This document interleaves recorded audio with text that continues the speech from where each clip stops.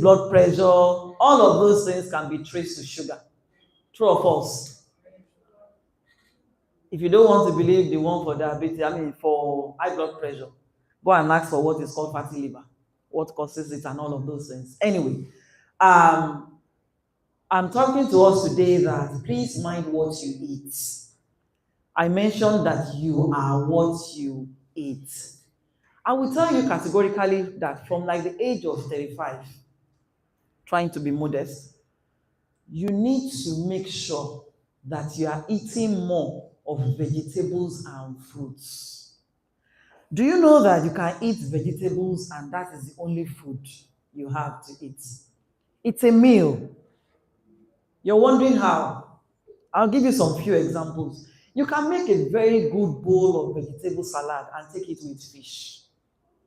Is that a meal?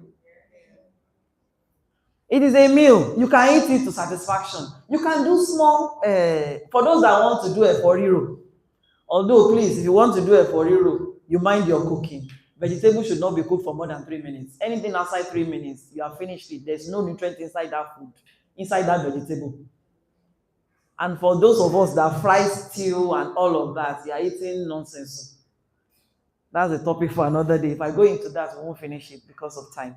But the most important thing, you have to eat all nutrients. We have carbohydrates, we have protein, we have fats, vitamins, minerals, and then water again comes in to that. Some people say that if you want to eat, divide your stomach into 3. In your head, I'm not saying physically. So when you divide your stomach into 3, fill a third of it with food, fill a third of it with water, and fill the third of it with some peace of mind and some fresh air. Okay? Don't always eat fill up the whole of the stomach with only food. All right? And also, the human body, you should allow your body system rest once in a while from food. Fasting, yes, thank you. That's another topic for another time. There's something called intermittent fasting. Once in a while, leave your body. Don't eat. Yes. Some people are eating breakfast as early as 5 a.m. and they are taking lunch by 2 p.m. and they are taking dinner as 10 p.m. My question to you is that what do you do with all of that food? Allow your liver, your kidney, let it rest once in a while. When you allow it rest, it processes the ones you have filled it with. If you think you cannot fast, I would like to ask you a question. God will not let you have any problem that there is no access to food. Can you survive? And when we're talking about intermittent fasting, I'm talking about some 12 to 14 to 16 hours, depending on how far you can go. You can do it. If you take your dinner by, let's say, 7 p.m., 12 hours is saying that don't eat until 7 a.m. Is that too long? By 9 o'clock, that's 14 hours. By 11 o'clock, that's 16 hours. It will do something to your body system, which is rebuild you, allowing your liver to function well. All of these things, they get overworked when you are like eating. And if you want to get the best of your body system, don't eat until you are hungry. Some people believe that they just must eat 3 times a day, compulsory. Says who? Live Oyinbo with breakfast, lunch, and dinner. That's their English. Eat only when your body says you should eat. At times, if you can, drink water, not just eat. Okay? And when you want to eat, mind what you eat. If you're 35 and above, please, when you're eating, eat more of protein. I'm not saying don't eat carbs. Carbohydrate is very good for your body to function. But please, eat more of protein. There's egg, there's fish, there's chicken. I'm not even saying beef now. Beef too. Eat in moderation. It's not the best. I'm not saying don't eat at all. Go for the white meat. That's where your chicken and co comes in. But even as an adult, what you need more is fish. You can make fish a meal. Make pepper soup. Put sweet potato. That's fiber. Unripe plantain. It gives you iron. It's a balanced meal. The only thing is just that. Have more of the fish. That's all. Ma? Have more of the fish, okay? The same thing when you're doing your salad. Put plenty fish. Breakfast can be 2 boiled eggs and a cup of tea. Yes. Trust me, you will not know all these things until you start to do it. You won't believe you can actually survive on that until you start to do it. Your body adapts to what you feed it with. If you cannot try that, me, I always pray. God will not let you see that situation that you cannot have anything to eat at any time, any point in time. That is when you will know that you can do some things. For some of us women, there are some surgeries you have to do that you can't go on food. I have gone through it severally. That I had to go for a surgery that I cannot take. I couldn't even take water for 24 hours. I'm sure doctors understand what I'm talking about. And the first meal I could take was Lipton and glucose. And then the next thing was tea, and then pap. Maybe it was by the 3rd or 4th day that I now started taking cornflakes. It was about the 5th day I could take amala. Not even rice, amala. Are you trying to follow the trend of the texture of the food? So when you have to go through that, you will know that you can survive 1 week without eating, except live on food. So let's mind what we eat. And if you want to be healthy, like I said, go more on vegetables and fruits. Your breakfast can just be fruits. But mind the sugary fruits rather. The watermelon, the carrots, be careful with all those ones. Yes, eat them in moderation. The best of the fruits to eat is cucumber. I doubt if you can overtake that one because it is water-based. It does a lot for your body. If you can eat it every day, good for you. If I make it, can make it your snacks. It is something you can make your snacks. You're grumbling. I actually don't also like cucumber that much, but I have a way of eating it. And the way is, I peel the back, although I'm supposed to eat the back.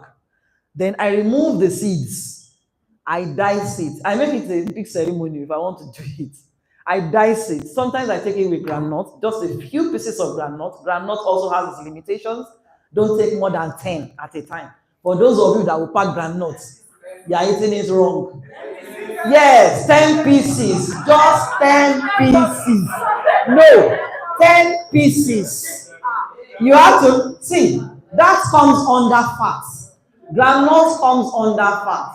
And at a certain age, overeating it is a problem. Yes. Groundnut, almond nuts, cashew nuts, please eat in moderation, no matter how much you like it. Okay? For me too, garri and groundnut is fantastic. A very sumptuous meal. But you remind yourself when you start to learn about nutrition. So please, it is very important to eat right. Your fats and oil, when you are cooking, Yorubas especially, if the oil does not come on the stew, abi the soup, abi mo paro, you have not made the stew. Bó ṣe kọ́ wa nìyẹn, they taught us nonsense. So that is why majority of our parents came down with diabetes and blood pressure issues. I said majority. I didn't say everybody. I didn't say everybody. So please, let's mind that cooking has to be with minimal oil. And also, the cocoa is learn to eat some meals that you won't have to put oil at all. Such is the pepper soup. If you want to do pepper soup, I'm sure you don't need more than like a tablespoon of palm oil. Some don't use it at all. Also, if you want to make your eforiro, it doesn't have to have plenty palm oil. And let me give you a shocker at this point. If you think, I don't eat, I'm just trying to mimic some people. I don't eat vegetable oil. I actually buy canola oil and kinikon oil. When oil is heated to a certain temperature, it becomes saturated.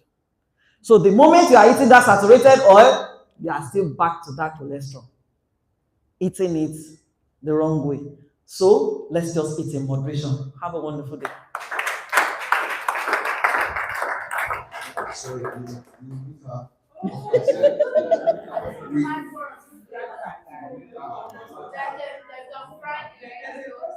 Air fry instead of deep frying. Sorry, because we really spent.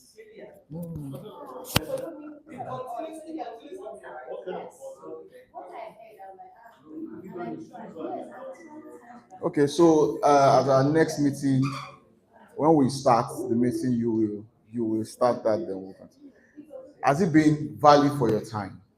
Please, let's put our hands together to appreciate the facilitator and everybody that's organized.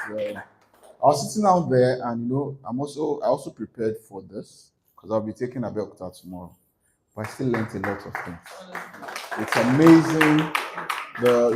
It's one thing. What you do, you live and breathe every day. It's just so. Thank you, man. We appreciate the excellent delivery and all that. Please, do you have anybody here for the first time? Would like to? Yeah, we already. In fact, we know this. Please, let's appreciate him. Who else? Okay, so just 30 seconds. Your name and what you do. Okay, my name is Alan Samson, and I'm into IT, software specialist. Okay, all right. I think we figured that from your question. Now, at the end of this, we have a desk there. We'd like you to give us your WhatsApp number, because by coming, you become a member of the academy.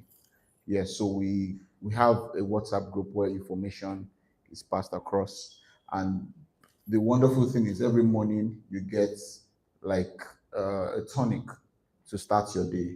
So we have a review of some of the books, and we have a lot of books even that addresses most of the things we talk about from experience. And why I like reading Dr. Abib's books is that it's a compilation of the secrets from a lot of books. I started out reading his book. By reading his book, I would have read. Then later on, when I started reading other books, I start to see some of the things and the correlations from the other books. So you're welcome. So thank you all for coming out today, and let's go have a successful month, and we'll meet again next month. Thank you very much.